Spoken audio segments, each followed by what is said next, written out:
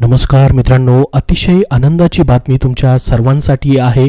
9000 पेक्षा जास्त पदांची मित्रांनो जाहिरात जी आहे रेल्वेमध्ये परमनंट पदांची प्रसिद्ध झालेली आहे। पाहू शकता मिनिस्ट्री ऑफ रेल्वे अंतर्गत मित्रांनो ही भरती केली जाते। सेंट्रलाइज एम्प्लॉयमेंट नोटीस आलेली आहे 2025 ची। याच्यामध्ये जी पदे भरली जात आहेत मित्रांनो ते आहे असिस्टंट लोको पायलट, ज्याला आपण ALP म्हणतो। याची पात्रता, अभ्यासक्रम, फी किती असणार आहे, अर्ज कसा भरायचा आहे, संपूर्ण माहिती आपण या व्हिडिओमध्ये पाहणार आहोत।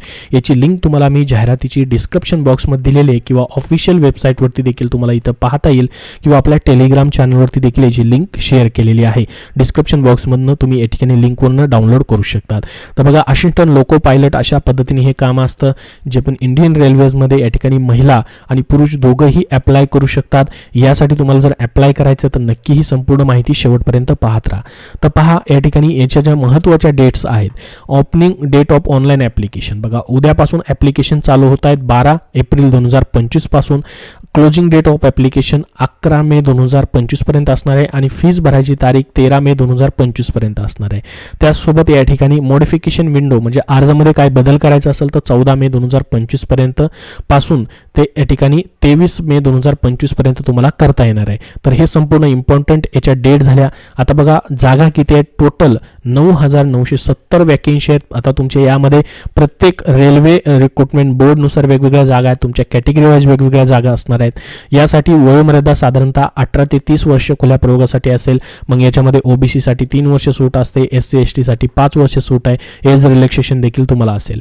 त्यानंतर बघा, 7व्या वेतन आयोगानुसार तुम्हाला पेमेंट असणार आहे 19,900 हा बेसिक पेमेंट आहे, प्लस याच्यामध्ये तुम्हाला सर्व भत्ते त्याचबरोबर रेल्वेच्या जे पण सुविधा असणार आहेत त्या सर्व तुम्हाला भेटतात। तर बघा, आता असिस्टंट लोको पायलट ALP असं आपण त्या पदासाठी म्हणतो। तर या पदासाठी नेमकी पात्रता काय लागणार आहे त्याची सर्वात अगोदर आता माहिती बघूयात। तर पहा, या पदासाठी जी आहे पात्रता 3 प्रकारची पात्रता त्यांनी दिलेली आहे। पहिल्यांदा EA मध्ये काय म्हटलंय बघा, मॅट्रिक्युलेशन म्हणजेच तुमची 10वी पाहिजे, plus ITI from recognised institute, ज्यामध्ये NCVT असेल किंवा SCVT in the trades of fitter. बघा, कशामध्ये ITI पाहिजे, 10th नंतर तुमचा ITI पाहिजे। तुमचं एज्युकेशन नसेल झालेलं अशा पद्धतीचं कुणाचं असेल दुसऱ्या मित्राचं, त्यापर्यंत ही माहिती नक्की शेअर करा। ज्यामध्ये बघा, फिटर, इलेक्ट्रिशियन, इन्स्ट्रुमेंट मेकॅनिक, त्यानंतर millwright maintenance mechanic radio आणि TV, electronic mechanics motor vehicle, wireman, tractor mechanic, armature and coil winder mechanic, diesel, heat engine, turner machinist आणि त्याचसोबत बघा रेफ्रिजरेशन आणि एअर कंडिशनिंग मेकॅनिक। ह्या पद्धतीने तुमचा ITI झालेला आहे तरी देखील तुम्ही अप्लाय करू शकता 10वी नंतर। त्याचसोबत बघा, अजून एक पर्याय दिलेला आहे, मॅट्रिक्युलेशन म्हणजे 10वी झालंय प्लस तुमच्याकडे कोर्स कुठला पाहिजे, course completed act apprenticeship in the trades mentioned above. बघा, वरती हे जे सर्व ट्रेड दिलेले आहेत यामधून तुम्ही जर या ठिकाणी अप्रेंटिसशिप केलेली आहे 10वी नंतर तरी देखील तुम्हाला अप्लाय करता येणार आहे।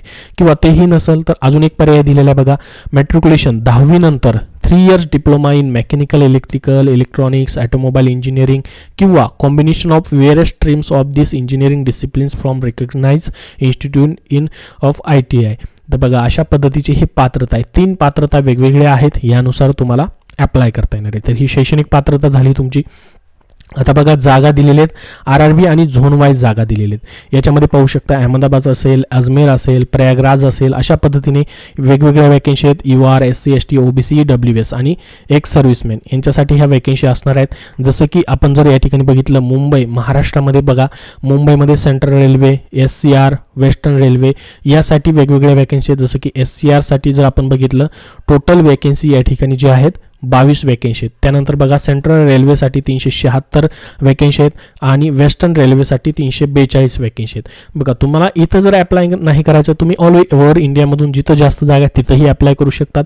पोस्टिंग तुमचं ऑल इंडिया कुठेही असणार आहे। मुंबईमध्ये अप्लाय केलं तर मुंबईमध्ये देखील तुम्हाला भेटू शकतं। तर अशा पद्धतीने टोटल 9970 वॅकन्सी या ठिकाणी निघालेल्या आहेत। प्रत्येक कॅटेगरी वाईज वेगवेगळ्या वॅकन्सी आहेत, झोन वाईज वेगवेगळ्या वॅकन्सी आहेत। तुम्हाला फॉर्म भरताना हे झोन वाईज सिलेक्ट करावं लागणार आहे। तर बघा, आता याची मग नेमकी फीज किती असणार आहे आणि याची सिलेक्शन प्रोसेस कशी असेल। फीज जर आपण बघितली फॉर ऑल कॅन्डिडेट, बघा, आता पहिल्यांदा सांगतो तुम्हाला, SC ST ex serviceman female candidate जे आहेत, EBC कॅन्डिडेट जे आहेत किंवा या ठिकाणी हे जे सर्व कॅन्डिडेट जे असतील यांच्यासाठी 250 रुपये फीज ठेवण्यात आलेली आहे। परंतु ही फीज तुम्हाला रिटर्न भेटेल, कधी रिफंड भेटणार आहे, जर तुम्ही या ठिकाणी appearing in first stage CBT, तुम्ही पहिल्यांदा या ठिकाणी first stage CBT computer based test दिली की तुमचे हे पैसे पूर्णपणे रिटर्न भेटणार आहेत. म्हणजे इथं 0 रुपीज फीज आहे, परंतु सुरुवातीला तुम्हाला हे 250 रुपये भरावे लागतील. बाकी सर्व कॅन्डिडेट जसं की OBC कॅन्डिडेट असतील, ओपन कॅन्डिडेट असतील, या सर्वांसाठी 500 रुपये फीज असणार आहे. तुमची देखील 400 रुपये फीज रिटर्न होणार आहे. म्हणजे इथं 100 रुपये फीज असणार आहे. पहिली तुम्ही एक्झाम दिली CBT, पहिली टेस्ट दिली की तुमचे 400 रुपये तुम्हाला रिफंड होणार आहेत. तर ही एक्झाम फीज असणार आहे. म्हणजे फीज या ठिकाणी कमी आहे, परंतु सुरुवातीला मात्र तुम्हाला पैसे या ठिकाणी भरावे लागणार आहेत. आता बघा सिलेक्शन प्रोसेस याची नेमकी कशा पद्धतीने असेल त्याची देखील माहिती दिलेली आहे. जाहिरातीमध्ये पूर्ण माहिती तुम्हाला वाचायला भेटेल. त्यासाठी ह्या जाहिरातीची लिंक डिस्क्रिप्शन बॉक्समध्ये आहे, तिथून तुम्ही पाहू शकतात. बघा ऑनलाईन ॲप्लिकेशन करायचे, त्याच्यानंतर एक्झाम डेट डिक्लेअर होतील, ज्याच्यामध्ये फर्स्ट टेस्ट CBT, पहिल्यांदा तुमची CBT होईल computer based test first stage, त्यानंतर सेकंड टेस्ट CBT होईल, म्हणजे जसं पूर्व परीक्षा मुख्य परीक्षा असते त्या पद्धतीनेच आहे. CBT 2 होईल, त्यानंतर कॉम्प्युटर बेस्ड ॲप्टिट्यूड टेस्ट होईल CBAT. बघा ही ॲप्टिट्यूड टेस्ट असणार आहे. त्याच्यानंतर याचे मार्क्स वगैरे धरले जात नाहीत, फक्त ह्या दोन महत्त्वाच्या CBT 1 आणि CBT 2 हेच आहे. त्यानंतर डॉक्युमेंट व्हेरिफिकेशन होईल आणि त्यानंतर तुमचं मेडिकल एक्झाम या ठिकाणी होणार आहे. तर फर्स्ट स्टेज CBT 1 ही जी आहे तुमची या ठिकाणी स्क्रीनिंग एक्झाम असणार आहे.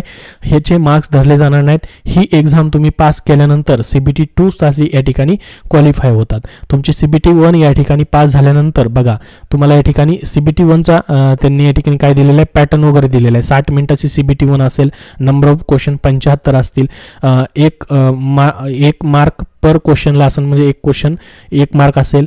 निगेटिव्ह मार्किंग 1/3 पहिल्या टेस्टमध्ये देखील तुम्हाला असेल इच रॉंग आन्सरसाठी.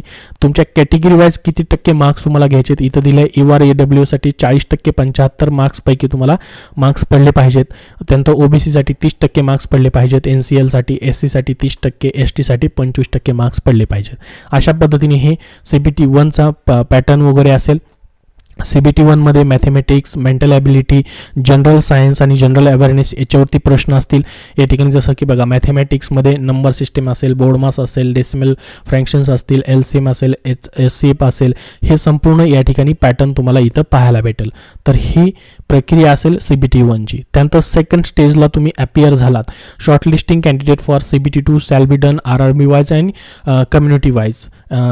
तर हे बघा तुमचं CBT 1चे जे मार्क्स आहेत त्यानुसार तुम्हाला या ठिकाणी CBT 2 साठी बोलवलं जाईल. तर याच्यामध्ये जर आपण बघितलं तर CBT 2 साठी पॅटर्न कसा असेल पहा. CBT 2 मध्ये पार्ट A आणि पार्ट B असेल, ज्याच्यामध्ये 2 hours 30 minutes या ठिकाणी असतील. 175 मार्काची CBT 2 असेल. पार्ट A साठी 90 मिनिट, पार्ट B साठी या ठिकाणी 60 मिनिट, पार्ट A साठी 100 क्वेश्चन, पार्ट B साठी या ठिकाणी 75 क्वेश्चन्स असतील. याला देखील निगेटिव्ह 1/3 मार्किंग या ठिकाणी तुम्हाला असणार आहे. त्याच्यानंतर बघा पार्ट A मध्ये तुम्हाला किती पर्सेंटेज घ्यायचे आहेत, पार्ट B मध्ये किती पर्सेंटेज घ्यायचे ते देखील दिलेलं आहे. सिलेबस काय असेल, सिलेबस सेम मॅथमॅटिक्स असेल, जनरल इंटेलिजन्स आणि रिझनिंग असेल, बेसिक सायन्स आणि इंजिनिअरिंग वरती मात्र इथं प्रश्न असतील.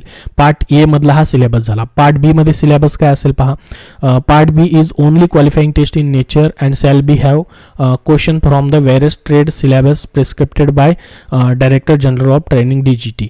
बघा याच्यामध्ये तुमचा जो ट्रेड आहे, ज्याच्यामधून तुम्ही ITI केलेलं आहे त्याच्या रिलेटेड तुम्हाला पार्ट बी मध्ये क्वेश्चन्स या ठिकाणी असणार आहेत.